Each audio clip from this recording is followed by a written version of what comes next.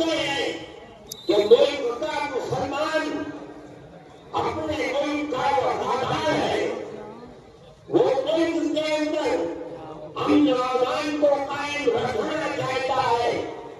ہم نے 5 لاکھ آدمیوں کو دعوت دی اور آج اس جلسے میں 5 لاکھ سے زیادہ لوگ جمع ہیں۔